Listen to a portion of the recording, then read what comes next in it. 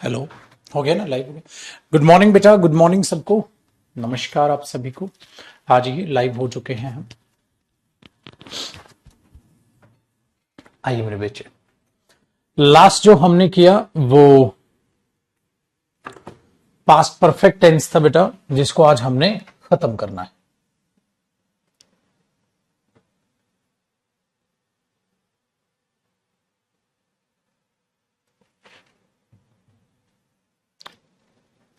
सो एगो और बिफोर के बारे में आज हमें जानना था, जहां तक हम बात है कि नहीं। Very good. चलो मेरे शेरों, आ जाइए। सो एगो वर्सेस बिफोर के बारे में बेटा जान लेते हैं। क्या है इन दोनों में, कहानी में क्या फर्क है। देखो, एक तो आपने ये पढ़ा कि जो बिफोर होता है वो कंजंक्शन होता है कि नहीं मेरे भाई। लेकिन बेटा जो यहां बिफोर होगा वो कंजंक्शन नहीं, वो एडवर्ब होगा जो एक्शन के बारे में बताएगा। ठीक है। एगो का मतलब भी बेटा ये पहले है, ये भी एक एडवर्ब है। जैसे मैं आपसे पूछूं बेटा, बिफोर का मतलब भी आप पहले बोलोगे, ठीक है, और एगो का मतलब भी आप पहले बोलोगे। मैं आपसे कहूंगा 5 years एगो, तो आप बोलोगे 5 साल पहले। मैं आपसे कहूंगा बेटा 5 years बिफोर, आप कहोगे सर 5 साल पहले। तो दोनों ही आपकी नजरों में तो पहले पहले मीनिंग आ जाएंगे, लेकिन दोनों में फर्क है। क्या फर्क है देखो बच्चे, जो एगो है वो पास्ट का वर्ड है, और जो बिफोर है वो बेटा पास्ट ऑफ पास्ट का वर्ड है। चलो आपको ये बात मैं समझाने की कोशिश करता। कॉपी नहीं करना, ठीक है। रफ है बेटा ये वाला, वो कॉपी करोगे आप, ये रफ है, ये कॉपी नहीं करो। जैसे मैं ये बोल दूं, यहां मैं प्रेजेंट पे खड़ा हूं बेटा, मैं बोलूं 2 साल पहले, तो आप प्रेजेंट से किस पे जा रहे हैं, पास्ट पे। तो आप बोलोगे बेटा 2 years एगो। 2 years एगो, इसका मतलब प्रेजेंट से पास्ट पे जाने पर आप क्या बोलते हो, एगो। अगर बच्चे मैं ये बोलूं, ठीक है, देखो ये ध्यान से सुना ना आपने, कि 2 साल पहले, 5 साल पहले, 2 दिन पहले, 2 घंटे पहले, कुछ भी, इसका मतलब अगर प्रेजेंट से पीछे जा रहे हो तो वो एगो है। प्रेजेंट से पीछे जा रहे हो तो प्रेजेंट से पीछे कहां जाओगे आप, पास्ट में, तो इसका मतलब पास्ट में आप क्या यूज करते हो, एगो। अगर मैं आपको एक बात बोलूं, देखो ये प्रेजेंट है, मैंने बोला जब मैं अपने दोस्त से मिला था, जब मैं अपने दोस्त से मिला था, ठीक है, हाँ, जब मैं अपने दोस्त से मिला था, उससे उससे 2 साल पहले उससे 2 साल पहले हमने साथ काम किया था। उससे 2 साल पहले मतलब कब से 2 साल पहले बेटा, पास से 2 साल पहले। तो आप बोलोगे 2 years एगो। 2 years एगो नहीं, आप बोलोगे बेटा 2 years before. This is the difference. इसका मतलब यह हुआ पुत्र, प्रेजेंट से पास्ट पे जाने के लिए होता है एगो। अगर पास्ट से पास्ट ऑफ पास्ट तक आप कूदोगे तो वो होता है बिफोर। इसका मतलब बिफोर पास्ट ऑफ पास्ट का समय होता है बेटा, और एगो पास्ट होता है ना। इंटरेस्टिंग किस्सा। अब सवाल ये पैदा हुआ बेटा कि पेपर में हम इसको कैसे करेंगे, पेपर में हम इस पर बेस्ड कैसे एरर आएंगे और किस तरीके से टैकल करेंगे। पहला एग्जांपल, जैसे मैंने बोला बच्चे, I met my friend, I met my friend 2 years ago, या I met my friend 2 years before. क्या आना चाहिए। अब देखो बेटा, जब सेंटेंस में कोई पास्ट का जिक्र ही नहीं हुआ, जब सेंटेंस में कोई पास्ट का जिक्र ही नहीं हुआ, तो सीधा पास्ट ऑफ पास्ट कैसे आ जाएगा। 2 साल पहले, तो ये मतलब हुआ पास्ट से कहीं 2 साल पहले। कौन सा पास्ट, कहां, कोई घटना का जिक्र ही नहीं हुआ, तो बेटा डायरेक्ट पास्ट ऑफ पास्ट तो नहीं आएगा। तो मैं बोलूंगा 2 साल पहले। कौन से 2 साल, आज से 2 साल पहले, मतलब 2023 में हम खड़े हैं।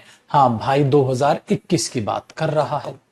ये बात हुई ना बेटा, बातचीत। इसीलिए कभी भी डायरेक्ट पास्ट ऑफ पास्ट तो नहीं आएगा ना बेटा। कोई भी तुम्हें बोलो, तो बोले 2 years बिफोर, तुम बोलो 2 years बिफोर, अबे कौन से 2 साल पहले, कहता है पास्ट से। अबे कौन सा पास्ट, कुछ जिक्र तो करना पड़ेगा पाजी, कुछ जिक्र तो करना पड़ेगा ना। Very good. तो वो चीज अगर आप ऐसे नहीं जिक्र करोगे तो गलत हो जाएगा, नॉनसेंस है। सामने वाला बेहोश हो जाएगा, कौन से 2 साल पहले पे। अगर मैं बोलूं 2 years ago, वो समझ जाएगा 2023 से 2 साल पहले। ये बात होती बेटा। अच्छा, दूसरा एरर देखो पेपर में क्या करेगा। दूसरा ये गलती दे सकता है, इसमें ऐसे दे देगा बेटा, सपोज करो I meet my friend, I meet my friend, हाँ, 2 years ago, ऐसे दे देगा। अब फिर हम देखेंगे यार 2 years ago ये तो पास्ट का टाइम है, तो उसके साथ मीट नहीं मेट आना था। एक एरर इस पर बेस्ड बेटा ये आता है कि मेट आना था, सेकंड फॉर्म आनी थी। ठीक है, दूसरी बात मेरे बच्चे, तीसरा एरर, जितने भी इस पर बेस एरर बनेंगे ना मैं आपको समझा। क्या पता ऐसा दे दे बेटा, I had bought, I had bought, हाँ, a new book. I had bought a new book. हाँ, 2 days, 2 days ago. 2 दिन पहले मैंने एक नई किताब खरीदी थी।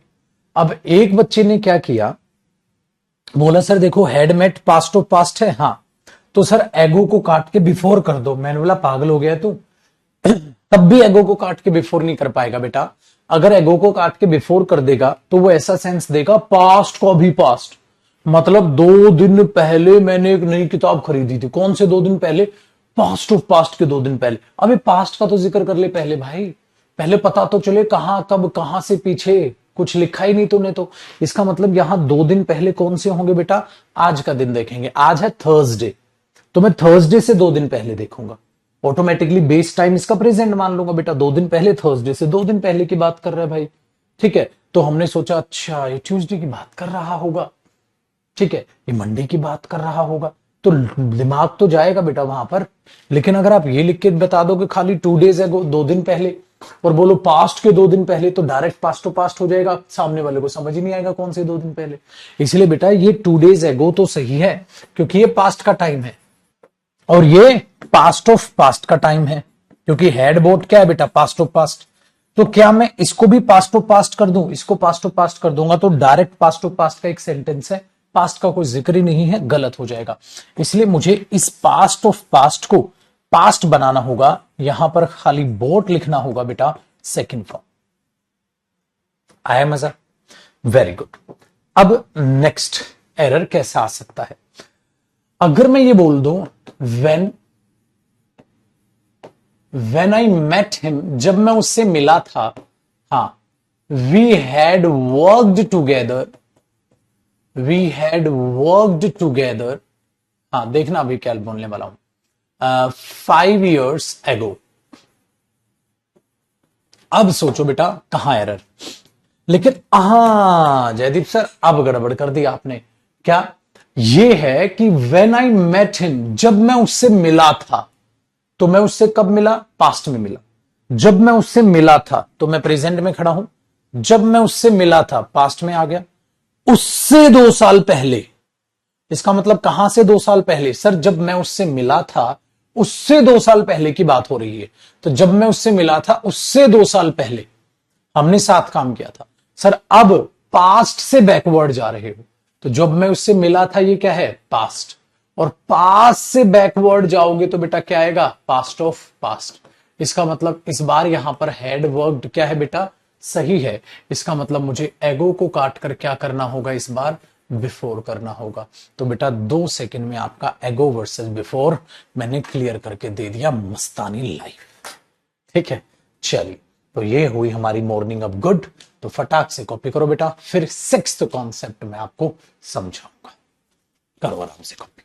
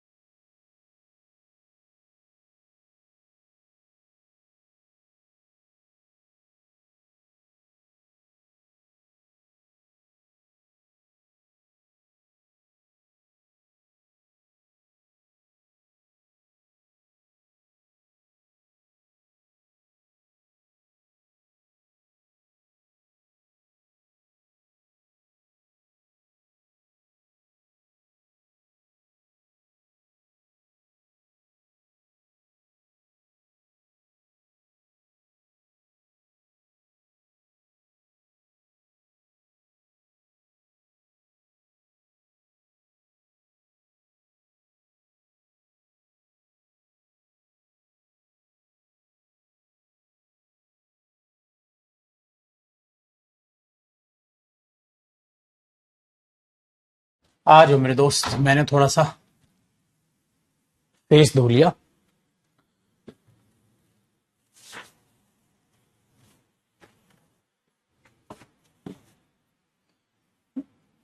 क्या कहना, गंदे हाथ आंख पे लगा लिए इधर बेंच पे रख के। और आजकल मेरे भाई आपको पता है आई फ्लू भी चल रहा है। आई फ्लू से बचने का एक ही तरीका है, जैसे देखो अभी मैंने गंदे हाथ इस पे बेंच पे थे तो ऐसे आंख पे यूं कर लिया, तो फिर मैं तुरंत फेस धोने गया हूं। क्या करना है, अपनी आंखों की आदत होती है ना हमारी आंखों पे हाथ टच करने की, ठीक है, आई फ्लू उसी से होता है। उड़ के तो एक दूसरे की आंख में वो पहुंचेगा नहीं बेटा, ठीक है। तो इस बात का आपको ध्यान रखना है।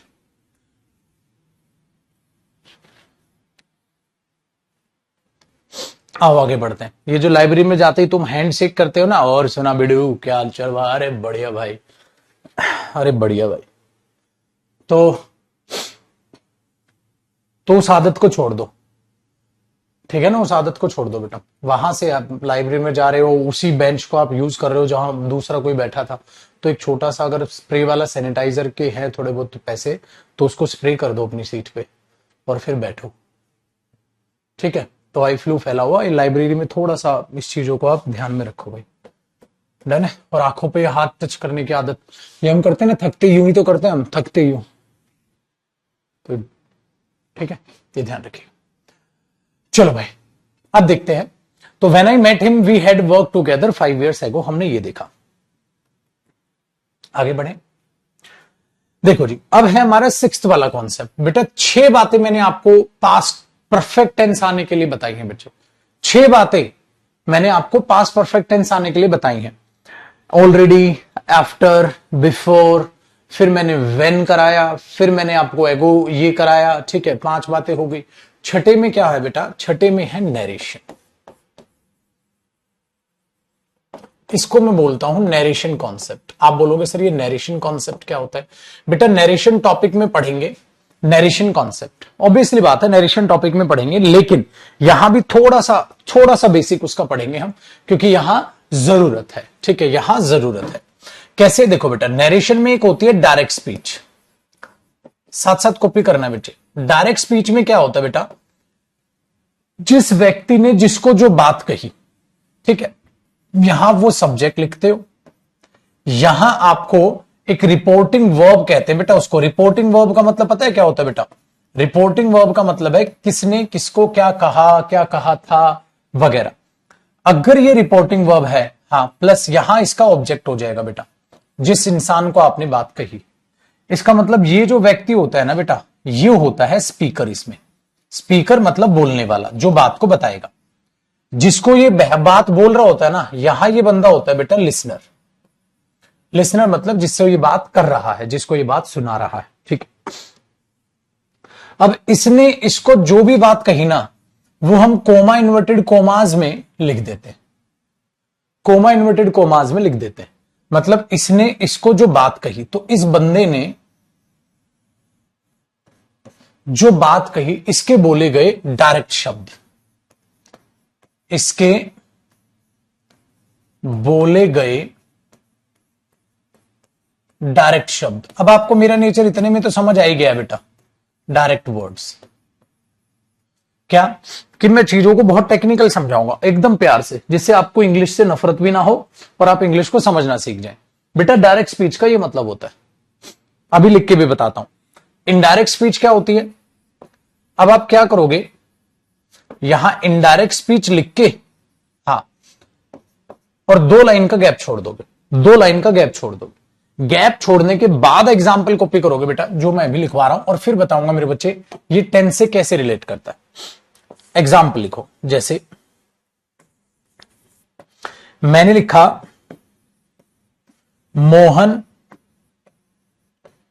Mohan said to the girl, Mohan ने उस लड़की से कहा था, कोमा इन्वर्टेड कोमास, है ना, हाँ, साहिल,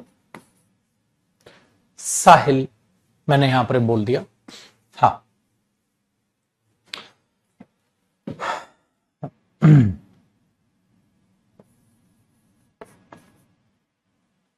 ईट्स एप्पल्स, साहिल एप्पल्स खाता है।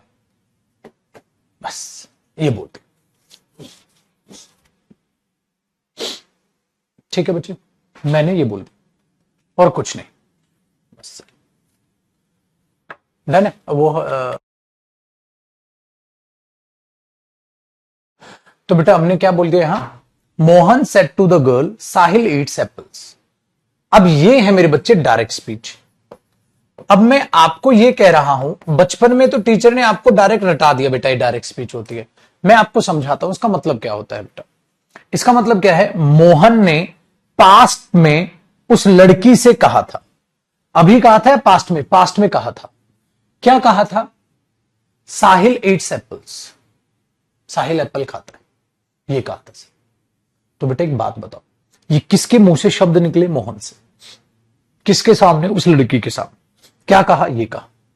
तो डायरेक्ट स्पीच का मतलब पता है क्या होता है, उसके मुंह से जो शब्द जैसे निकले एकदम डिट्टो वैसे ही बता दो, कुछ भी छेड़खानी नहीं करोगे। इसका मतलब मेरे बच्चे आज का तो लेटेस्ट जमाना है। आज का लेटेस्ट जमाना क्या है, मेरे पास फोन है, मैंने ये व्हाट्सएप निकाला, हां, और व्हाट्सएप पे मेरे बच्चे मैंने रिकॉर्डिंग छोड़ दी। आज का तो ये जमाना।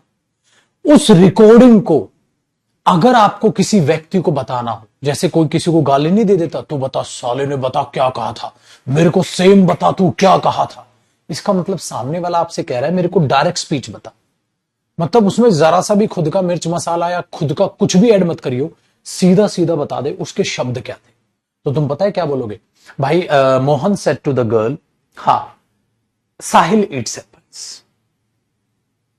तो बेटा आप जब बीच में कोई कंजंक्शन यूज नहीं कर रही, कुछ यूज नहीं कर रही, तो सामने वाले को पता चल जाएगा ये बंदा तो डायरेक्ट स्पीच बता रहा है।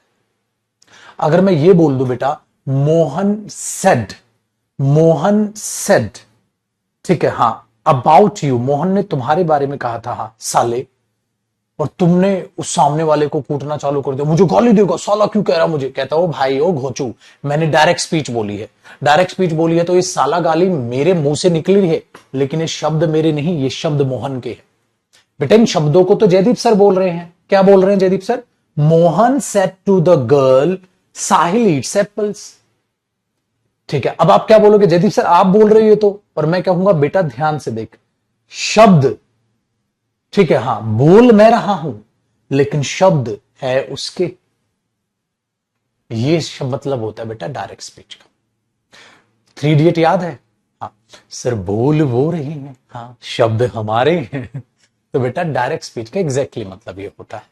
ठीक है, तो साहिब मोहन ने उस लड़की से कहा था, ये कहा था, तो मैं तो तुम्हें उसकी इंफॉर्मेशन बता रहा हूं। अगर इसी डायरेक्ट स्पीच को मैं ऐसे बोलूंगा आज के जमाने में, तो बेटा मैंने देखो रिकॉर्डिंग छोड़ी, साहिल ईट्स एप्पल्स,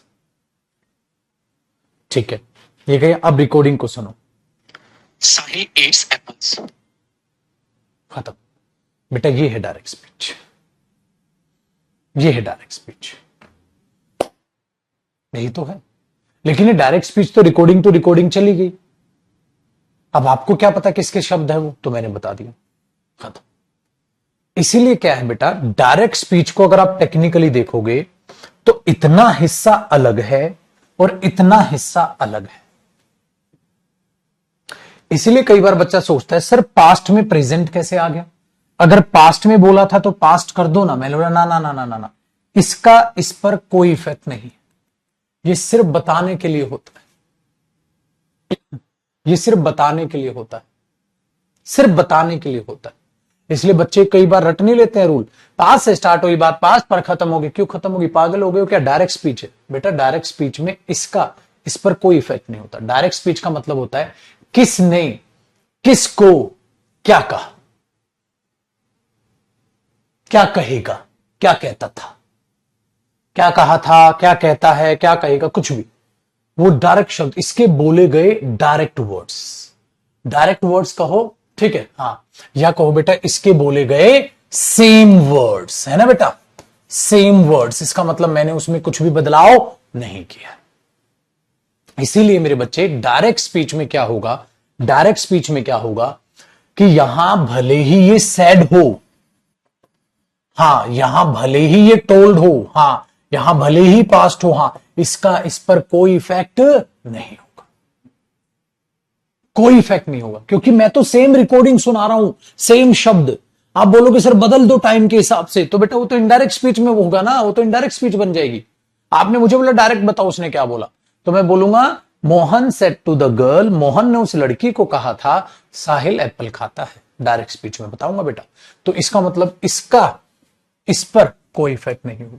इसीलिए बेटा जो ये डायरेक्ट सेम बोले गए वर्ड हैं, हाँ, अब आप यहां पर एरो लगाओगे, ये प्रेजेंट में भी हो सकते हैं, हाँ, ये पास्ट में भी हो सकते हैं, हाँ, और ये फ्यूचर में भी हो सकते हैं, हाँ, लेकिन बेटा ये डायरेक्ट पास्ट ऑफ पास्ट में नहीं हो सकते, डायरेक्ट पास्ट ऑफ पास्ट में नहीं हो सकते, क्योंकि सर आपने हमें सिखाया था डायरेक्ट पास्ट ऑफ पास्ट नहीं आ सकता। वेरी गुड, इसका मतलब ये हुआ बेटा डायरेक्ट स्पीच में आप पता है एरर निकालोगे तो कैसे निकालोगे। डायरेक्ट स्पीच को तो ऐसे मानना जैसे ना तो पेपर में ये गिवन है ना पेपर में ये गिवन है, सिर्फ इतना सेंटेंस गिवन है, एरर बताओ। साहिल ईट्स एप्पल्स में कोई एरर है? नहीं। ये बात किसने किसको कही थी, तेरे को क्या? एरर तो ऐसे निकलेगा इसमें। इसीलिए बेटा नरेशन तो नरेशन टॉपिक में पढ़ेंगे बेटा हम, यहां मैं नरेशन नहीं पढ़ा रहा पुत्र, मैं कह रहा हूं ये नो एरर है। तुम क्यों कहोगे इसे नो एरर है? आप बोलोगे जयदीप सर ये डायरेक्ट स्पीच है। डायरेक्ट स्पीच में सर इस वर्ब का इस सेंटेंस पर कोई इफेक्ट नहीं होता, क्योंकि डायरेक्ट स्पीच का मतलब होता है किसने किसको क्या कहा था वो बताना, बस सीधे बोले गए शब्द, कोई बदलाव नहीं। अरे जब कोई बदलाव ही नहीं करना बेटा तो इसका इस पर इफेक्ट क्यों जाएगा? तो चाहे पेपर में यहां एट दे दे, ईट दे दे, हैज इटन दे दे, विल ईट दे दे, कुछ भी भसड़ फैलाए, तुम्हें कोई मतलब नहीं। प्रेजेंट ले दे, पास्ट ले ले, फ्यूचर टेंस ले ले, लेकिन डायरेक्ट पास्ट टू पास्ट नहीं आएगा। इसका मतलब ऐसे नहीं दे सकता यहां Sahil had eaten apples. Had eaten apples क्यों बोल रहे हो? डायरेक्ट पास्ट टू पास्ट तो आपने मना किया था सर। बस पहले यहां तक कॉपी करो, ये गैप छोड़ के, फिर मैं आपको बताता हूं बेटा नेक्स्ट इनडायरेक्ट स्पीच कैसे बनती। देखा कितने आसानी से समझ आ गया।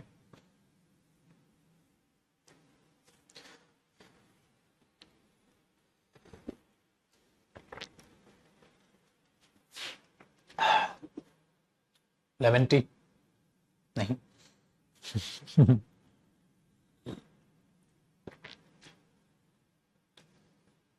बेटा जिसने टेंस बीच से ज्वाइन किया पहली क्लास से देखो, ठीक है। अब देखो पाजी, इनडायरेक्ट स्पीच का मतलब क्या होता है? इनडायरेक्ट स्पीच में मतलब होता है बेटा उसकी कही गई बातों को अपने शब्दों में कहना। अब देख लो ये तो सेम शब्द थे, अब अपने शब्दों में कहना। इनडायरेक्ट स्पीच का मतलब क्या है बेटा? अपने शब्दों में कहना। इसका मतलब अब इफेक्ट आएगा बेटा। आपने ये सब्जेक्ट लिखा, आपने ये रिपोर्टिंग वर्ब लिखी, हां, आपने फिर ऑब्जेक्ट लिखा, हां, आपने फिर कंजंक्शन लिखा बेटा, फिर कंजंक्शन भी आता है इसमें। मतलब अब ये जो कोमा इन्वर्टेड कोमाज है ना, इनको हटाकर क्या आएगा बेटा? कंजंक्शन, ठीक है। हाँ, फिर क्या आएगा पाजी? सब्जेक्ट। मतलब आगे जो बात बोली है, आगे जो बात बोली है, हां, फिर इधर टाइम कौन सा आएगा? सर बताओ बेटा, मतलब इधर जो वर्ब आएगी, इधर जो वर्ब आएगी वो कौन से टाइम में होगी? आप बोलोगे जयदीप सर इस वर्ब का जो टाइम है, हां पता है क्या होगा बेटा? अब आओ, अब आओ, इस पर बॉक्स बनाओ। तगड़ तगड़ तगड़ तगड़ तगड़ तगड़ तगड़ तगड़, हां, इफेक्ट आएगा, इफेक्ट आएगा। अब इफेक्ट आएगा बेटा। क्यों? क्योंकि सर अब तो आप अपने शब्दों में बोल रहे हो, ठीक है, अपने शब्दों में बोल रहे हो तो इफेक्ट आएगा जयदीप सर। कैसे आएगा? अब देखो बेटा, अब जब मैंने इसे बदला तो बचपन में देखते थे ना, टोल्ड कर देते थे आप, है ना बेटे? टोल्ड क्यों हुआ, क्या है कहानी, वो तो बेटा नरेशन में पढ़ेंगे, यहां नहीं। लेकिन जो मैं आपको टेंस का इफेक्ट सिखा रहा हूं, बस वो टाइम का इफेक्ट बताने की कोशिश कर रहा हूं। पूरी डिटेल में तो इसे नरेशन में पढ़ेंगे, यहां सिर्फ मैं टेंस से रिलेट कर रहा हूं इसको। तो मोहन टोल्ड द गर्ल, है ना, क्या है बेटा, दैट। भाई मोहन ने उस लड़की से बतलाया था कि हाँ साहिल, हाँ अब देखो बेटा, अब ये बतलाया था, प्रेजेंट में बतलाया था कि पास्ट में बतलाया था? ये जो बतलाया था प्रेजेंट में बतलाया था या पास्ट में बतलाया था? पास्ट में बतलाया था। अगर पास्ट में बतलाया था तो ये बात नई है या पुरानी हो गई? पुरानी हो गई। तो प्रेजेंट से पुरानी होकर कहां जाएगी? पास्ट। इसका मतलब यहां क्या आ जाएगा बेटा? 8 सेकेंड फॉर्म। अरे जयदीप सर प्रेजेंट का पास्ट क्यों कर दिया? मैंने बोला बेटा एक बात बता, बतलाया था, कब बतलाया था? पास्ट में। और अब डायरेक्ट स्पीच में नहीं बोल रहा, इनडायरेक्ट में बोल रहा हूं। अब तो मैं टाइम इसके हिसाब से चलूंगा। पास्ट में अगर बतलाया था तो वहां प्रेजेंट कैसे आ जाएगा? पास्ट में तो पास्ट आ जाएगा, या पास्ट से पास्ट टू पास्ट पे जा सकते हैं हम। प्रेजेंट काहेगा भैया जी? तो हमने बोला तागिड़ था, ये बना इनडायरेक्ट स्पीच।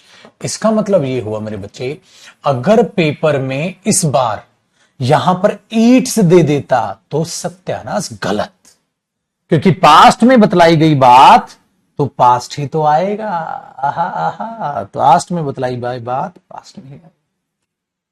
इसलिए अगर ये पास्ट में होगी तो वो भी पास्ट में होगी या पास्ट ऑफ पास्ट में होगी। लेकिन किसी भी हालत में दुनिया इधर से उधर हो जाए, कभी ये प्रेजेंट में नहीं हो सकती बेटा। अगर कोई यूनिवर्सल ट्रुथ वगैरह होगा तो अलग बात है, वो बाद की बात है बेटा नरेशन की। अभी तो मैं नॉर्मल चीजें समझा रहा हूं। अब समझ में आया? तो क्या सीखा? बात का निचोड़ देखो बेटा। डायरेक्ट स्पीच में कुछ नहीं करना बेटा, जो टेंस पड़े वही है। डायरेक्ट स्पीच में कुछ नया नहीं है बेटा, जो टेंस पड़े वही है। मतलब कोमा इन्वर्टेड कोमास में देख लो, वो सेंटेंस सही है तो सही है। ये सेंटेंस इतना देखना बेटा, ये भाड़ में गया, इसका इस पर कोई इफेक्ट ही नहीं है। तो डायरेक्ट स्पीच में सिर्फ इतना देखना। अभी क्वेश्चन भी दूंगा, टेस्ट लूंगा तुम्हारा, हाँ बस। तो आपको क्या फर्क पड़ता है? तो डायरेक्ट स्पीच में कुछ भी टेंस हो सकता है, प्रेजेंट टेंस हो सकता है, पास्ट टेंस हो सकता है, फ्यूचर टेंस हो सकता है। डायरेक्ट पास्ट तो पास्ट तो वैसे भी नहीं होता था, वैसे भी नहीं होता। तो बेटा डायरेक्ट स्पीच में, हाथ जोड़ रहा हूं प्लीज मेरे बच्चे, बहुत चीज आसान है, मुश्किल मत करना। बेटा जी ध्यान से सुन लेना दोबारा, पेन कॉपी साइड में रख दो। डायरेक्ट स्पीच में बेटा सिर्फ इन्वर्टेड कोमास में देखो, अगर वो सेंटेंस सही है तो डायरेक्ट स्पीच सही है। क्यों? अरे बेटा वो डायरेक्ट स्पीच है, इस पर इसका कोई इफेक्ट होता ही नहीं है। क्यों नहीं होता समझा दिया। तो बेटा डायरेक्ट स्पीच नया नहीं है, जो टेंस बनाते आए हो वैसे ही बनाओ, जो टेंस बनाते आए हो वैसे ही बनाओ। इनडायरेक्ट स्पीच में इफेक्ट देखना बेटा, अगर ये पास्ट में है तो आने वाली बात या तो पास्ट में होगी या आने वाली बात पास्ट और पास्ट में होगी, क्योंकि पास्ट से पास्ट की बात कर सकते हो, पास्ट से पास्ट और पास्ट की बात कर सकते हो। लेकिन मेरे दोस्त पास्ट में प्रेजेंट कैसे बोल के आ जाओगे? बस बेटा इतना ध्यान रखना। डायरेक्ट इनडायरेक्ट कैसे पहचानोगे? कोमा इन्वर्टेड कोमाज है तो डायरेक्ट है, कंजंक्शन है तो इनडायरेक्ट है बेटा। अब लूंगा मैं आपका टेस्ट, ठीक है? चलो अब एक एग्जांपल से और समझाता हूं फिर। तो चीजें आसान होना बेटा, उनको मुश्किल नहीं किया करते, इसलिए मैंने बोला, क्योंकि ऑनलाइन है ना पुत्र। ऑफलाइन हो तो तुम मेरे सामने बैठे रहो, मेरे को पता रहे कि तुम क्या सोच रहे हो क्या नहीं। ऑनलाइन में बड़ा संभल के चलाना पड़ता है अपने आप को। जब चीजें आसान करके मैं बता रहा हूं तो क्यों मुश्किल बनानी है आपने? समझ रहे हो? चलो एक बात को बड़े ध्यान से सुनना। कॉपी हो गया भैया?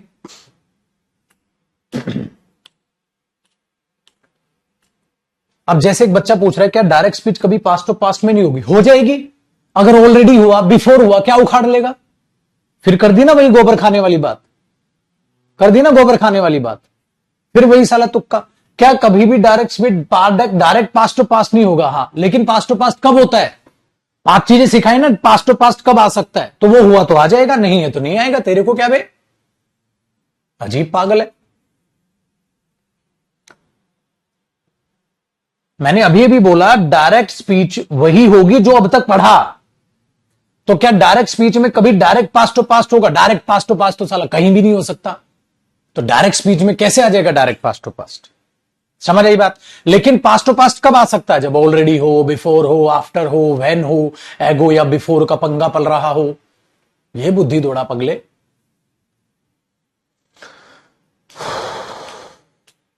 ठीक है, चलो अब देखो, अब मैं आपका टेस्ट ले रहा हूं। अब मैं डायरेक्ट इनडायरेक्ट चेंज नहीं करना आएगा बेटा पेपर में, ठीक है? वेरी गुड, चेंज नहीं आएगा। ये क्या आएगा? एरर में आएगा। तो एरर में क्या आएगा, देखो जैसे एक पहला टेस्ट, ये अपना टेस्ट मान के चलना, आपको इसमें एरर निकालने। पेपर में आया, he said to me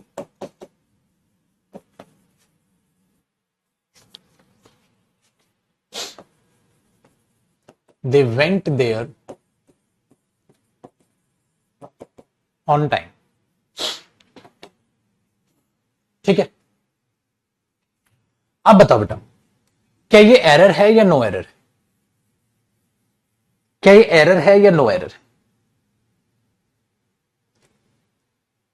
he said to me they went there on time, error है या नो एरर? बताओ बेटा।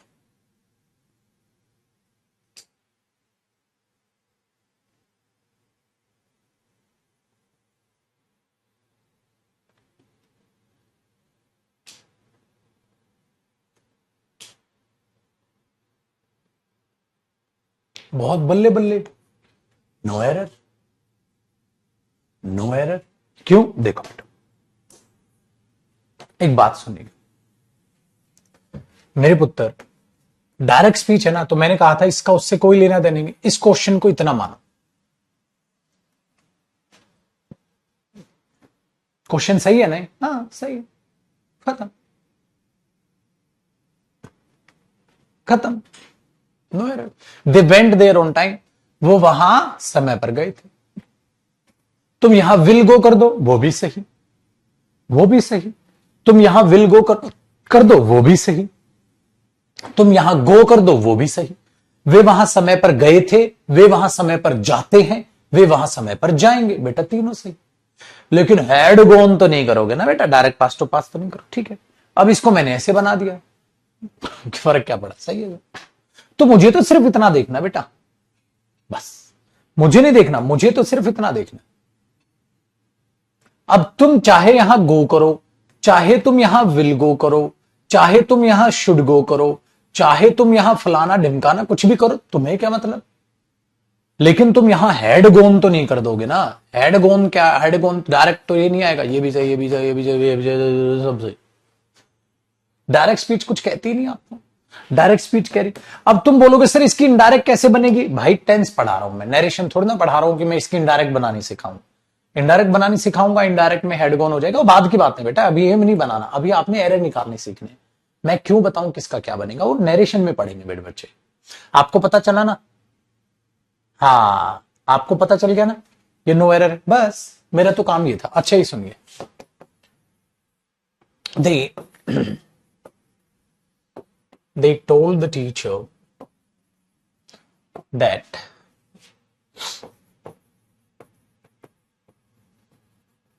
the students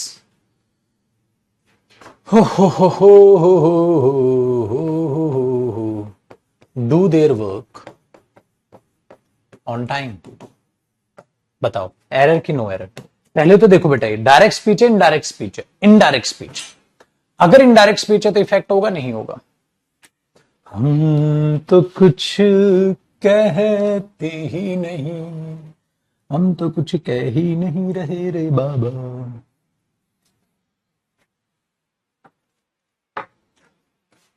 आपने बोला सर इनडायरेक्ट है, हाँ तो ये टोल्ड मतलब पास्ट में कहा था, तो पास्ट में कहा था तो ये प्रेजेंट कैसे आ गया सर? डिड आएगा, खल्लास। प्रेजेंट का क्या हो गया? Past. She told the boy that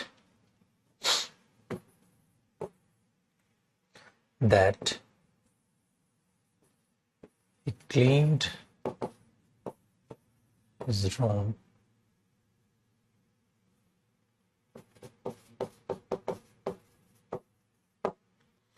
बताओ एरर या नो एरर? तीसरा एग्जांपल, एरर या नो एरर? तीसरा एग्जांपल, एरर या नो एरर? आप बोलोगे पास्ट में कहा था, तो पास्ट में कहा था तो पास्ट, अरे है सर, हाँ तो भारत माता की जय, नो एरर। बस बेटा ये पढ़ा रहा था, तो मुबारक हो मेरे बच्चे, पास्ट परफेक्ट टेंस भी खत्म हुआ। और बहुत डिटेल में नरेशन कहां पढ़ेंगे बेटा? नरेशन टॉपिक में। नरेशन टॉपिक में हम नरेशन को डिटेल में पढ़ेंगे।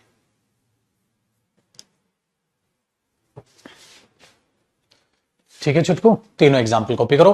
अब पास्ट परफेक्ट कॉन्टिन्यूस पढ़ेंगे।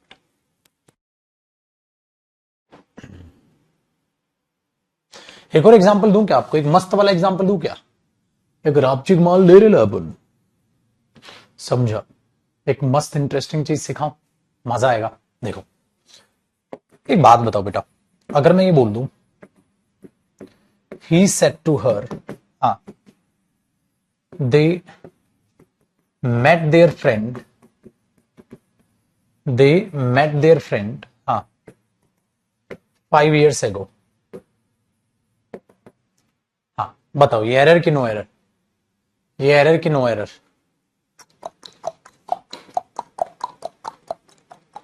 बताओ पाजी। No error, very good. क्योंकि बेटा आपको इससे मतलब नहीं है। ये देखो, they met their friend 5 years ago। हाँ, अगर पेपर में यहां बिफोर दे देता तो बिफोर गलत होता बेटा, है कि नहीं? मैंने क्या कहा था? डायरेक्ट पास्ट टू पास्ट तो नहीं आएगा, एगो जीतता, है कि नहीं? ऐसा सेंटेंस बनाइए, ऐसा होगा ना बेटा? No error, very good. अगर यहां बिफोर देता तो क्या होता? एरर। सिर्फ इतना देखोगे ना, तो they met their friend 5 years ago, 5 years before. Ago sir before क्यों लिख लो? अच्छा, पांचवा देखो, सपोज करो मेरे बच्चे, अगर पेपर में आ जाता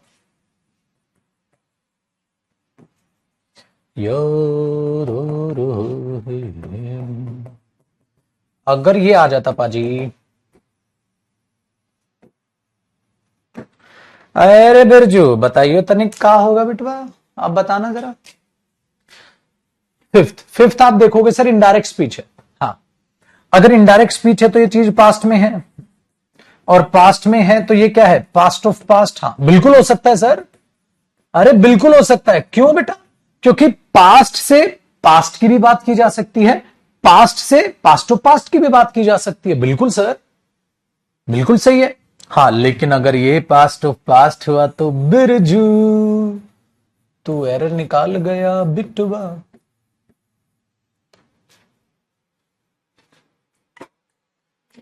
क्योंकि मैंने आपको सिखाया ना, पास्ट में पास्ट भी हो सकता है, पास्ट में पास्ट ऑफ पास्ट भी हो सकता है। अगर पेपर में यहां हेड क्लीन्ड भी होता ना, वो भी नो एरर होता बेटा।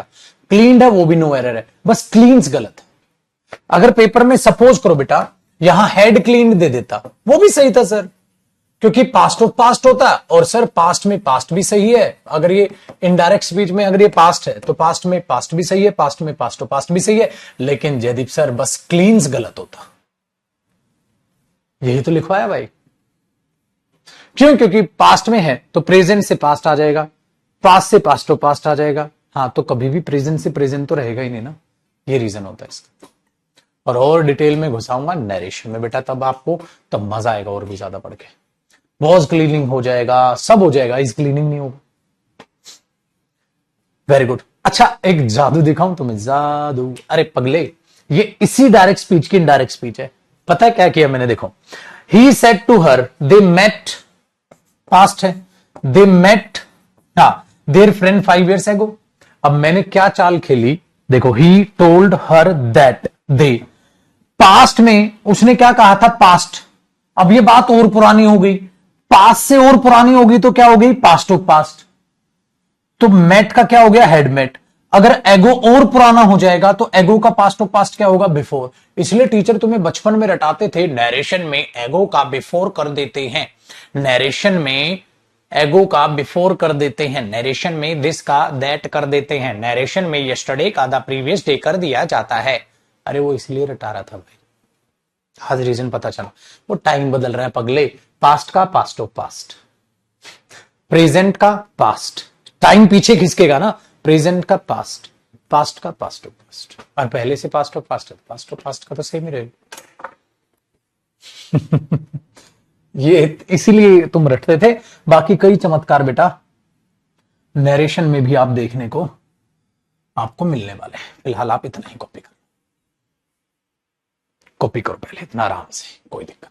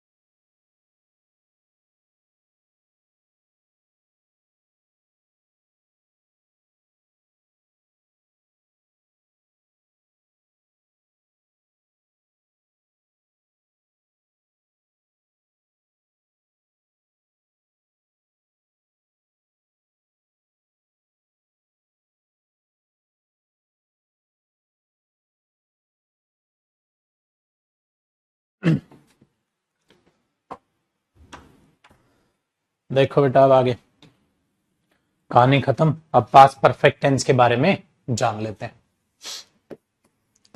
पास्ट परफेक्ट टेंस बेटा ये कुछ नहीं है। क्यों?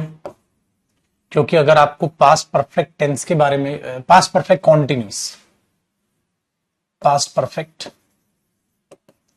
कॉन्टिन्यूस टेंस के बारे में जानना है तो आपको ऑब्वियसली बात है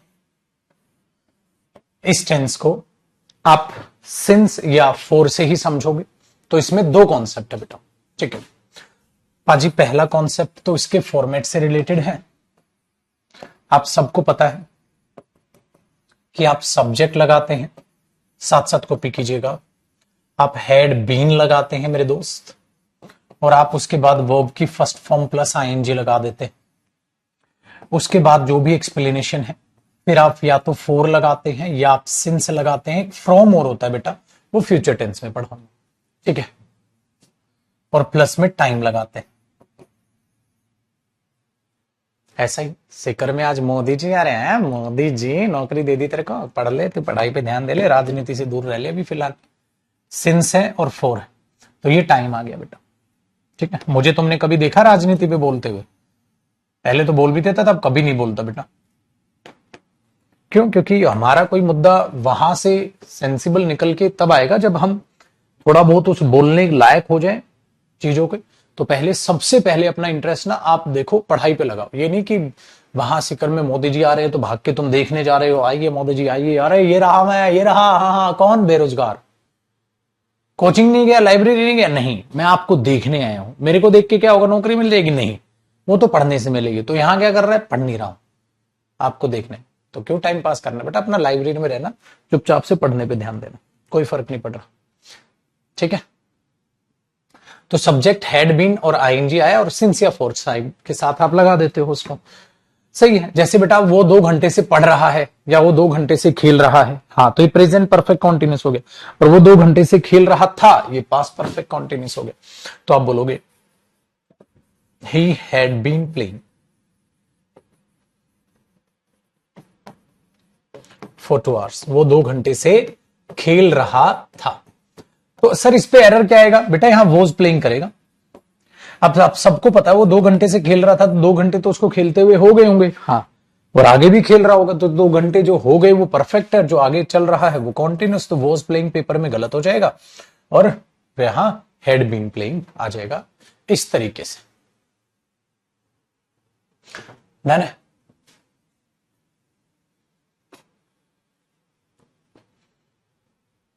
ये बात। तो ये वो एक सिंपल एरर जो आपने पहले भी सीखा।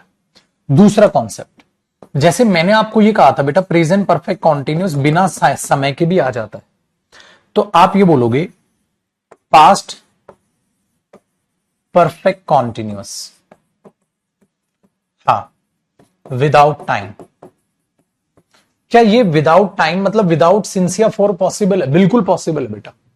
पता है हाँ कैसे? इसमें भी मुझे नरेशन का सहारा लेना होगा।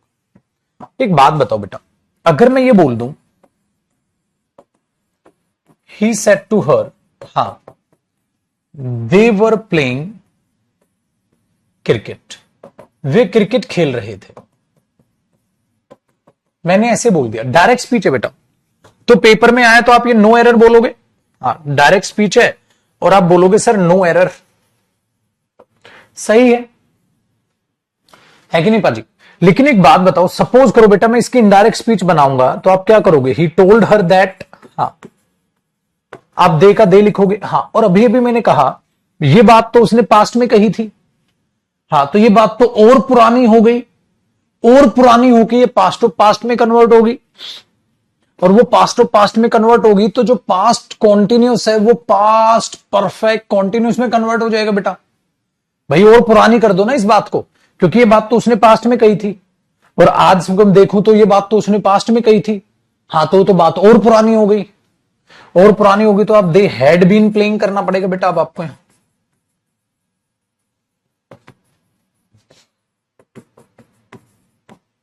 हाँ आप ऐसे करोगे, ये इसकी इनडायरेक्ट स्पीच बन जाएगी। लेकिन मेरे कहने का मकसद ये है बेटा, पेपर में ये थोड़ा ना आपको बोलेगा बच्चों की तरह ये डायरेक्ट स्पीच है, इनडायरेक्ट स्पीच है।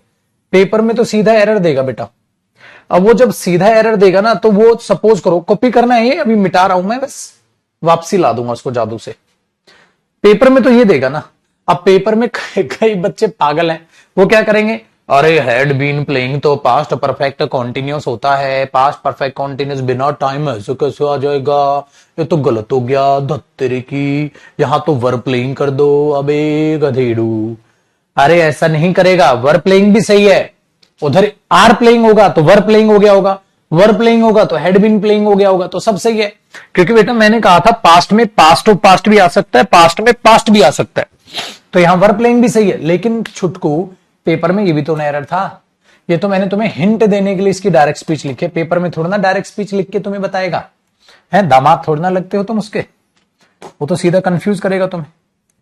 तो ये ध्यान रखना, बिना समय के पास्ट परफेक्ट कॉन्टिन्यूस आ सकता बेटा ऐसे। देख रहे हो बिरजू दुनिया कहां से कहां चली गई, और तुम मोदी जी आएंगे, मोदी जी, फिर मोदी जी इसके लिए रसगुल्ले लाएंगे, रसगुल्ले दिल्ली से राम के छोले भटूरे भी लाएंगे इसके लिए।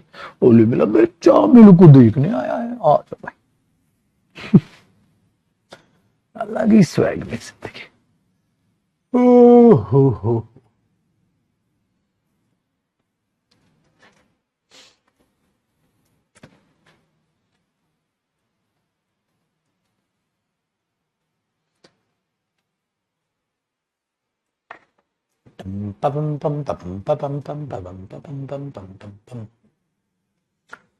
हेरा, तो बेटा ये था पास्ट परफेक्ट कॉन्टिन्यूस।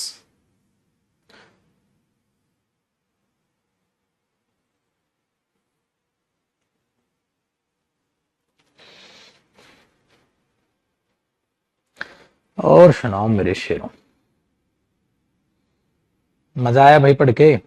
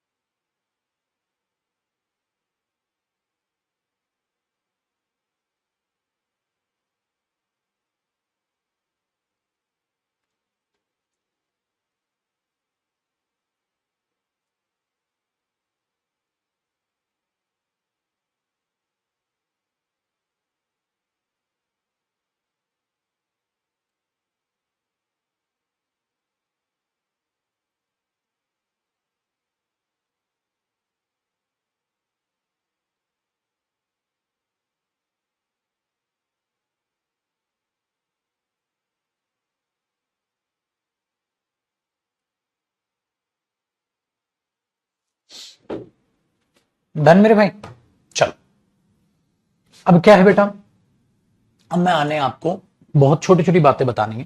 वो छोटी बात ये है बच्चे, ठीक है,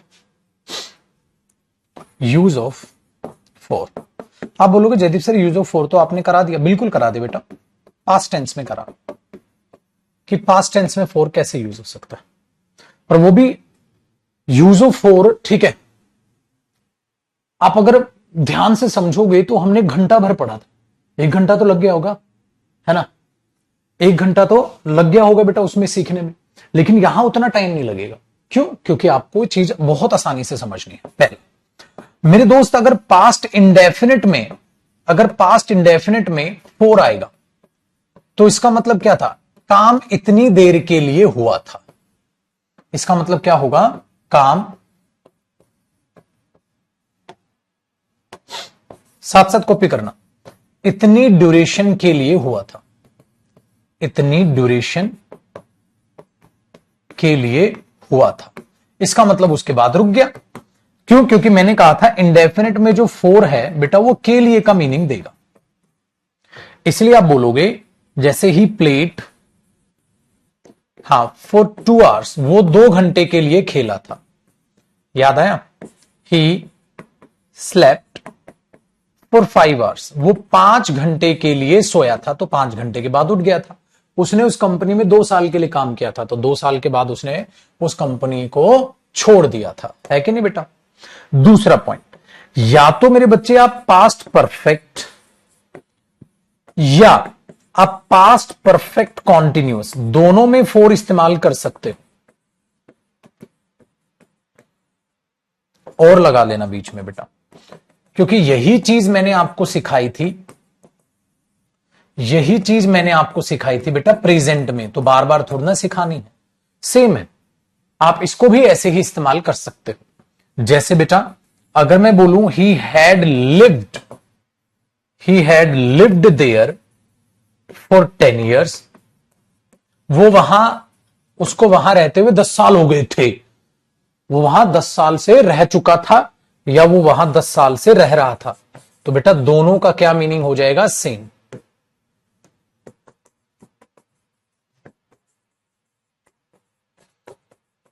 बस मेरे भाई यही तो पढ़ाना है, बस क्या नहीं हो सकता? वॉज लिविंग नहीं होगा, है कि नहीं बेटा?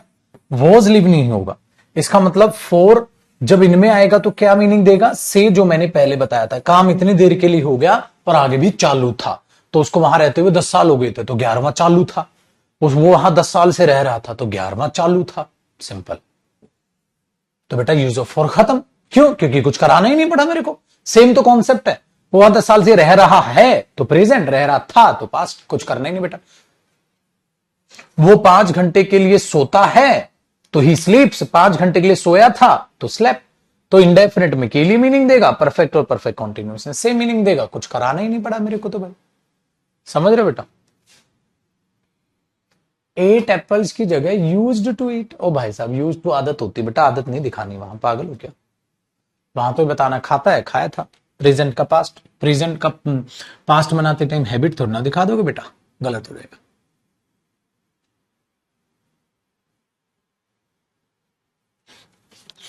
ठीक है, ये बच्चा कौन पूछ रहा था? सौरभ। ठीक है बच्चे, हैबिट हो जाएगी ना बेटा, और हैबिट तो ऐसा कुछ लिखा ही नहीं ना उसमें, नॉर्मल प्रेजेंट का पास्ट हो जाता है।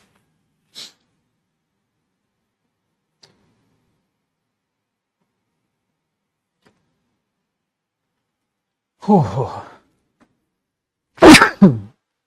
सॉरी, करो बेटा। तो इन चीजों को जब आप समझने लग जाओगे तो आग लगाने लग जाओगे। और कौन सा इंग्लिश में रॉकेट साइंस है बेटा? आपको इतना आसान करा के मैं करा दूंगा इन चीजों को, आपको तो बस एक बार अच्छे से मेरे साथ पढ़ लेना, उसके बाद तो आपकी टेंशन खत्म बेटा।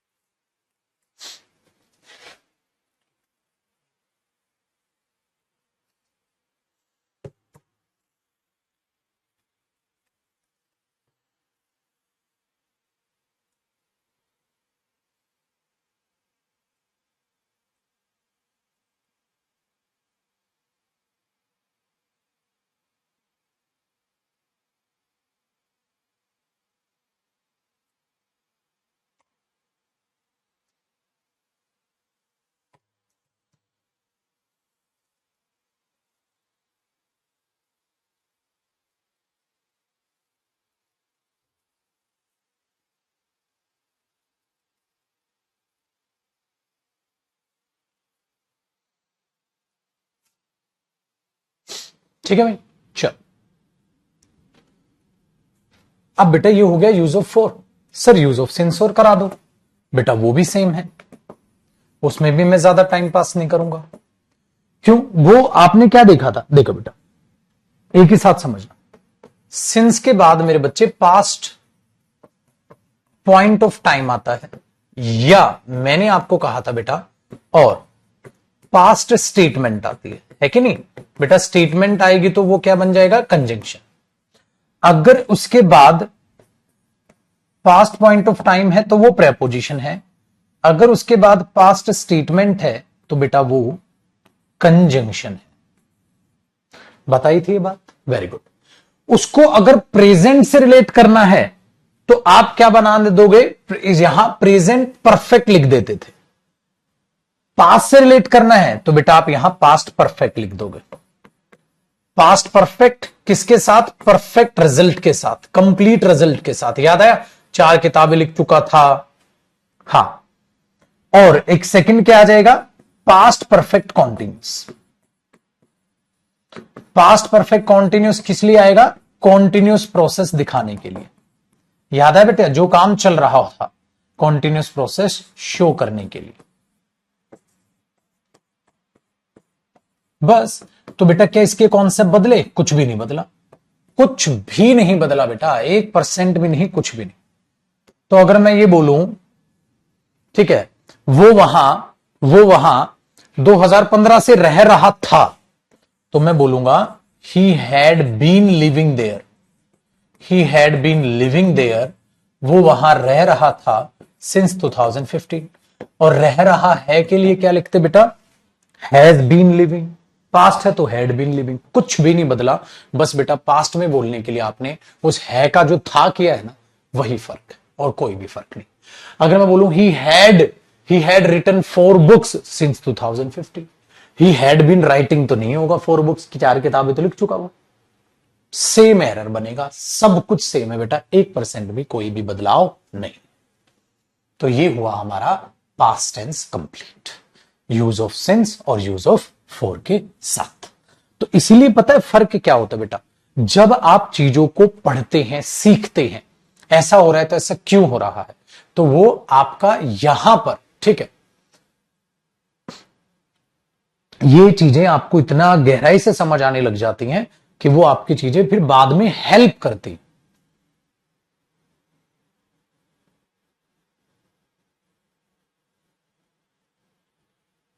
बहुत बढ़िया। बस एक बात ध्यान रखना बेटा, इंसान को इंसान का घमंड ही लेकर डूबता है। अगर आपने एक घमंड पाल लिया कि बाकी बच्चों की तरह आपको भी एक ही बार में समझ आएगा, तो आप मेरे बच्चे डूब जाएंगे जिंदगी में। किसी को एक बार में समझ आता है, किसी को 2 और किसी को मैक्सिमम 3। अपनी कैटेगरी पहचानो, आप किस कैटेगरी के हैं मेरे बच्चे, उस हिसाब से अपनी मेहनत लगाओ।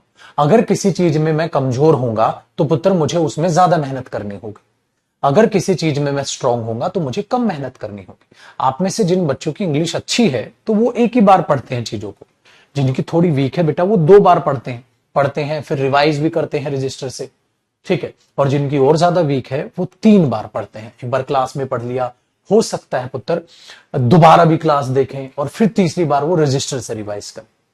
ये भी ध्यान रखना। कई बार बेटा टॉपिक वाइज भी चीजें देखी जाती हैं।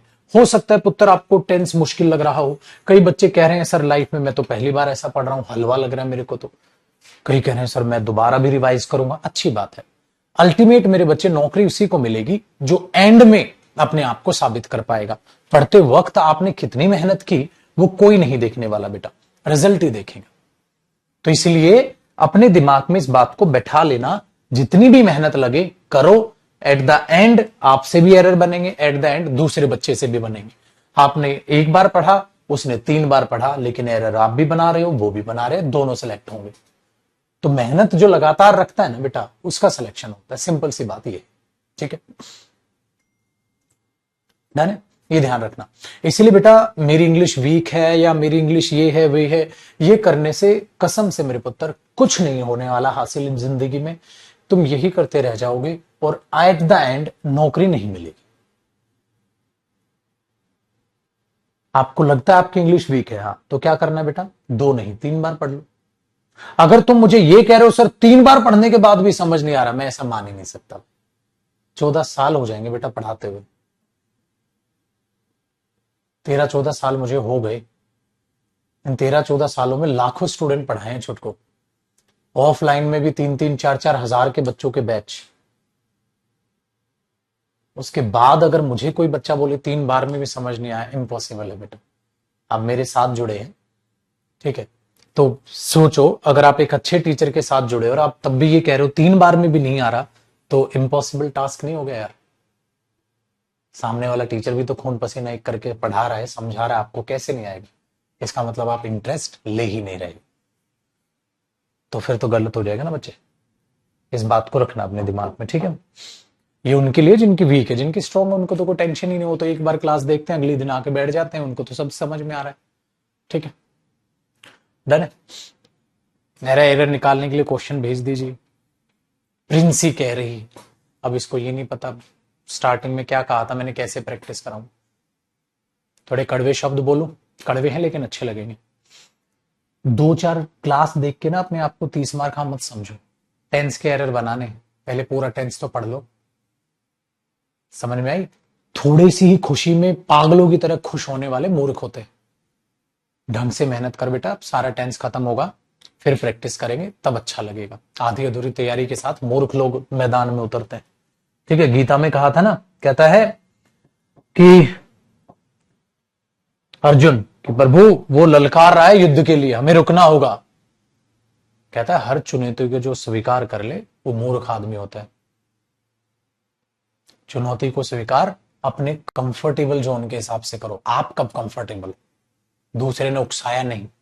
आप कंफर्टेबल कब होगे? जब पूरा का पूरा टॉपिक पढ़ चुके हो, वरना 2-3 क्वेश्चन बनेंगे, 34 में मुंह के बल गिरोगे, फिर कॉन्फिडेंस खत्म, ठीक है। इस बात को याद रखना। तो 2-4 क्लास लेके इतना अपने आप में गुब्बारा मत भरो, चीर देंगे, फाड़ देंगे, आग लगा देंगे। पूरा टॉपिक खत्म होने दे बेटा, मजा आएगा, ठीक है। चलो मेरे दोस्त आगे बढ़ते हैं। अब देखते हैं भाई फ्यूचर टेंस। ये छोटा टेंस है बेटा, ये छोटा टेंस है। जैसे पास्ट भी छोटा टेंस था, लेकिन पास्ट परफेक्ट ने पूरी की पूरी दुनिया घुमा दी। फ्यूचर टेंस को बड़े ध्यान से समझना, बड़ा इंटरेस्टिंग। टेक्निकली बेटा फ्यूचर टेंस टेंस नहीं है, इमेजिनेशन है। इसीलिए आपने प्रेजेंट में भी हेल्पिंग वर्ब्स यूज की, आपने पास्ट में भी हेल्पिंग वर्ब्स यूज की, सब यूज की। इसके लिए हेल्पिंग वर्ब हमने नई बनानी पड़ी। मतलब आज फ्यूचर टेंस का आपको इंट्रोडक्शन देता हूं बेटा। इंट्रोडक्शन, इंट्रोडक्शन क्या है मेरे दोस्त, कि बेटा जो हेल्पिंग वर्ब होती है ना, जिनको आप ऑक्सिलरी वर्ब भी बोलते हो, हेल्पिंग वर्ब्स, हाँ, इसके 2 टाइप्स होते हैं। क्या क्या? कम कम कम वाली, हाँ ये वाली। तो हेल्पिंग वर्ब्स के 2 टाइप होते हैं। एक होते हैं मेरे बच्चे जिनको हम बोलते हैं बेसिक हेल्पिंग वर्ब्स, या प्राइमरी भी बोल देते हैं, बट आप बेसिक हेल्पिंग वर्ब्स लिखिए। बेसिक हेल्पिंग वर्ब्स में क्या होता है ना बेटा, 3 तरह की हेल्पिंग वर्ब्स हैं, जो बी से बनती हैं, जो हैव से बनती हैं, और जो डू से बनती हैं। मेरे पुत्र आपने ये पढ़ी प्रेजेंट और पास्ट टेंस में, आपको नहीं लग रहा है ना? प्रेजेंट पास्ट टेंस में आपने यही पढ़ी बेटा। बी की फॉर्म से भी हेल्पिंग वर्ब बनी, वोज वर हो चाहे डिड हो, ठीक है। ये डिड इससे बन गई, हैज हैव हैड वगैरह इससे बन गई, बी से इज एम आर वोज वर ये बन गई, है कि नहीं बेटा? Very good. तो आपने प्रेजेंट पास्ट टेंस पढ़ा, लेकिन फ्यूचर क्या था? फ्यूचर इमेजिनेशन का हिस्सा है। कहता हम तो इमेजिनेशन करेंगे, है कि नहीं पाजी? हम तो इमेजिनेशन करेंगे। मैंने इमेजिनेशन करोगे तो फिर तो बेटा बी का मतलब है होना, हैव का मतलब है पास में होना, डू का मतलब है करना, ठीक है। एक्शन हो गया, पोजेशन हो गया, हैपनिंग हो गई, सब सत्य है। प्रेजेंट और पास्ट टेंस में सब सत्य है, लेकिन फ्यूचर तो इमेजिनेशन है। हमने बोला यार ये इमेजिनेशन का क्या करें? कहते इनके लिए नई हेल्पिंग वर्ब बनाते हैं। इसीलिए इनके लिए एक नई हेल्पिंग वर्ब बनाई गई, जिन्हें बोला गया बेटा model helping verbs. Model helping verbs, model helping verbs क्या होती हैं अभी वो भी बताऊंगा आपको। इनके लिए बोला गया मॉडल हेल्पिंग वर्ब्स। इसीलिए बेटा इन मॉडल हेल्पिंग वर्ब्स से ही एक अलग टॉपिक निकल के आया, मॉडल्स टॉपिक। एक अलग टॉपिक निकल के आया, मॉडल्स टॉपिक, जो टेंस के बाद में आपको पढ़ाऊंगा। अलग टॉपिक ही निकल गया। हाँ, तो मॉडल हेल्पिंग वर्ब्स अलग ही एक टॉपिक निकल के आ गया। मॉडल हेल्पिंग वर्ब्स क्या होती हैं? जो हमारी भावनाओं को, हमारी हिडन इमोशंस को दिखाती हैं। मॉडल हेल्पिंग वर्ब्स क्या होती हैं बेटा? ध्यान से सुनिएगा। मॉडल हेल्पिंग वर्ब्स क्या होती हैं? क्या करती हैं? Show hidden emotions, show hidden emotions, feelings, intention, आपकी इंटेंशन, इरादा क्या है। ये हमारी इमोशंस, भावनाओं को, इंटेंशन को दिखाती हैं, इमोशंस को दिखाती हैं बेटा। कैसे? जैसे मैं ये काम कर सकता हूं, कैन, शायद बारिश होगी, पॉसिबिलिटी में। सलाह दे रहे हो तुम्हें वहां जाना चाहिए, तो बेटा वो चीज हो गई। तो ये क्या करती है, हमारी हिडन इमोशंस को, हमारी भावनाओं को दिखाती हैं। जैसे मैं आपसे रिक्वेस्ट कर रहा हूं, could you please help me, तो कुड रिक्वेस्ट दिखा रहा है, कैन पावर दिखा रहा है, पोटेंशियल दिखा रहा है, आपकी एबिलिटी दिखा रहा है, मे पॉसिबिलिटी दिखा रहा है, शुड सलाह दिखा रहा है। तो जितनी सारी अलग अलग, ठीक है, मॉडल हेल्पिंग वर्ब्स अपनी अपनी इमोशंस रखती हैं। ठीक है बेटा, वेरी गुड। तो शो हिडन इमोशंस और फीलिंग्स और इंटेंशंस ये हेल्पिंग वर्ब्स दिखाती हैं। ठीक है, हाँ, इसीलिए, ठीक है, इसीलिए बहुत मॉडर्न, ठीक है, तो जो मॉडल हेल्पिंग वर्ब्स, हाँ, अपने अपने यूज के हिसाब से, ठीक है, अपनी सेंस रखती है नहीं भाई, अपने अपने यूज के हिसाब से अपनी सेंस रखती है। कॉपी करना बेटा, अपने अपने यूज के हिसाब से अपनी सेंस रखती हैं। मॉडल हेल्पिंग वर्ब्स अपने अपने यूज के हिसाब से अपनी सेंस रखती हैं। आपने बोला सर मुझे पॉसिबिलिटी दिखानी, ये ले मे। सर मुझे पावर दिखा, ये ले कैन। सर मुझे रिक्वेस्ट करनी, ये ले कुड ले ले। सर मुझे परमिशन मांगनी, मे आई कम इन, मे ले ले। तो बेटा अपने अपने हिसाब से, अपनी अपनी। तो कहां पढ़ेंगे? मॉडल में पढ़ेंगे, मॉडल टॉपिक में पढ़ेंगे बेटा। तो यहां क्यों बता रहे हो सर? मैं बता रहा हूं बेटा, ठीक है। हाँ, तो मॉडल हेल्पिंग वर्ब्स वो हेल्पिंग वर्ब्स होती हैं जो, मॉडल हेल्पिंग वर्ब्स, ध्यान से सुनिएगा बेटा, इनका मीनिंग क्या बोलोगे। मॉडल हेल्पिंग वर्ब्स वो हेल्पिंग वर्ब्स होती हैं जो हिडन इमोशंस, फीलिंग्स को दिखाती। कहीं रिक्वेस्ट लिखा नहीं है, उसके अंदर वो सेंस है। कहीं पॉसिबिलिटी लिखा नहीं है, उसके अंदर वो सेंस है। इट मे रेन, शायद बारिश होगी, पॉसिबिलिटी है। कहां लिखा है पॉसिबिलिटी? मे के अंदर वो सेंस। तो क्या है, अलग अलग है, अपने अपने हिसाब से अपना अपना मीनिंग देती हैं। तो और बहुत सारी होती हैं, हाँ बहुत सारी होती हैं, सबके अपने अपने फंक्शन होते हैं, सबके अपने अपने फंक्शन होते हैं। तो कौन कौन सी होती हैं? विल, हाँ, शेल, हाँ, मे, हाँ, माइट, हाँ, कैन, तगड़ा तगड़ा तगड़ा तगड़ा तगड़ा तगड़ा तगड़ा तगड़ा, बहुत सारी होती, बहुत सारी होती है। ठीक है, हाँ, कितनी होती है बेटा? बहुत सारी होती है। Very good. फिर हम दौड़े दौड़े गए और हमने विल शेल के सामने हाथ फैला दिए, बोला हमारी मदद कर दो। उसने कहा क्या चाहिए तुम्हें? कहता है हमें फ्यूचर टाइम दिखाना है, तो आप ही हमारी मदद कर सकते हो। क्यों? क्योंकि बेटा ध्यान से सुनो, इन सब मॉडल्स में से ये दो मॉडल्स ऐसे हैं जो फ्यूचर भी दिखाते हैं। अच्छा, खाली फ्यूचर नहीं दिखाते, बाकी बहुत भी काम है इनके। जैसे जैसे मैंने बोल दिया आपको, shall we go, shell I go now, क्या मैं चलूं क्या? मैं, शैल आई गो नाउ, मैं आपसे रिक्वेस्ट भी कर सकता हूं शैल से। इसका मतलब विल शेल के भी बहुत सारे फंक्शन है बेटा। जैसे मे, देखो मे परमिशन मांग रहे थे आप, मे कम इन, इट मे रेन, पॉसिबिलिटी। तो मे परमिशन भी दिखा रहा है, मे पॉसिबिलिटी दिखा रहा है, तो अपने अपने हिसाब से कई मीनिंग होते हैं इनके। हाँ, तो विल शेल के भी क्या होते हैं बेटा? बहुत से फंक्शन, बहुत से यूज। हाँ, उन यूज में से एक यूज है फ्यूचर टाइम दिखाना। ओ भाई साहब, ओए रे, ये जो एक यूज है यही यूज फ्यूचर टेंस बनाता है।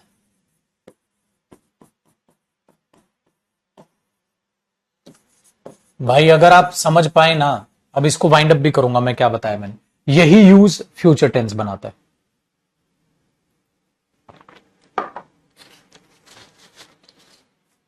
भाई मेरे ऐसे फ्यूचर टेंस पैदा हुआ, खोपड़ी घूम जाएगी आप। मतलब हेल्पिंग वर्ब दो टाइप की होती हैं। देखो बेटा सारा बता रहा हूं मैं आपको, सारा वाइंड अप कर रहा हूं। इसका इंट्रोडक्शन देखो कैसे समझोगे। हेल्पिंग वर्ब दो टाइप के होते हैं, एक वो जो सीधी सीधी बात करे जो कि प्रेजेंट टेंस और पास्ट टेंस करता है, एक वो जो मॉडल हेल्पिंग वर्ब्स होती है। सर ये मॉडल हेल्पिंग वर्ब्स क्या होती हैं? ये ऐसी हेल्पिंग वर्ब्स होती है जिनके अंदर इमोशंस होते हैं, ये अपनी भावनाओं को दिखाने के लिए बनाई गई है। जब हमें ऐसा बोलना हो मैं कर सकता हूं इस काम को, तो उस हिसाब से हेल्पिंग वर्ब, अलग अलग भावनाएं, अलग अलग हेल्पिंग वर्ब। हाँ, और ये हेल्पिंग वर्ब ऐसी होती हैं, एक एक हेल्पिंग वर्ब के कई फंक्शन होते हैं। कैन के भी कई फंक्शन है, मे के भी कई फंक्शन है, माइट के भी कई फंक्शन है, विल के भी कई फंक्शन है, शेल के भी कई फंक्शन है, अलग अलग सबके कई कई फंक्शन होते हैं। तो हमने विल शेल के सामने हाथ फैला दिए, आप कुछ कर दो। विल शेल ने कहा हम क्या कर सकते हैं? उन्होंने कहा आप फ्यूचर दिखाते हो? कहता हम तो बहुत कुछ दिखाते हैं। कहता तुम बहुत फंक्शन है तुम्हारे, विल के भी बहुत फंक्शन है, शेल के भी बहुत फंक्शन है। उन फंक्शंस में से विल शेल के एक फंक्शन है कि वो फ्यूचर भी दिखाते हैं। हाँ, और ये एक फंक्शन ही फ्यूचर टेंस है। मतलब एक बात बताओ बेटा, इस पूरे के पूरे ब्रह्मांड में धरती एक बिंदु के बराबर है। पूरे ब्रह्मांड में धरती को सोचो एक बिंदु के बराबर है, और उस बिंदु के बराबर भी एक छोटे से एरिया में हम रहते हैं। अब यही फ्यूचर टेंस है। मतलब फ्यूचर टेंस दो कोड़ी का है।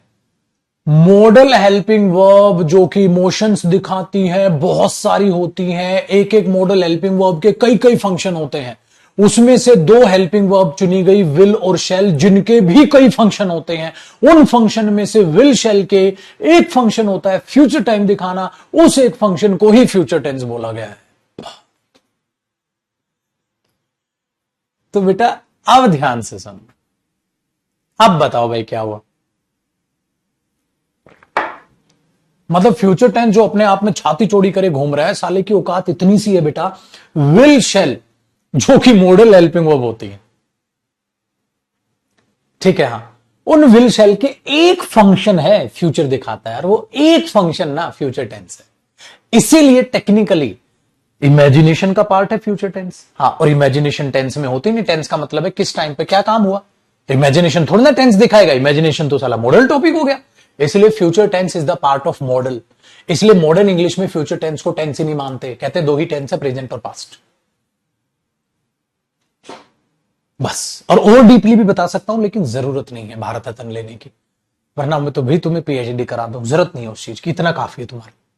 तो आज के बाद कोई पूछे ना फ्यूचर टेंस क्या है, तो बेटा ये इंट्रोडक्शन। अब हम फ्यूचर इंडेफिनिट वगैरह पढ़ेंगे, जो कि हम कल से पढ़ेंगे। आज आपने फ्यूचर टेंस की पैदाइश देख ली, आखिरकार ये पैदा कैसे हुआ है। उम्मीद करता हूं आपको समझ आया होगा बहुत अच्छे तरीके से। रिवाइज करके कल आइएगा बेटा, कल इसको आगे पढ़ेंगे। कल हमारा टेंस जो है ये खत्म हो जाएगा मेरे बच्चे।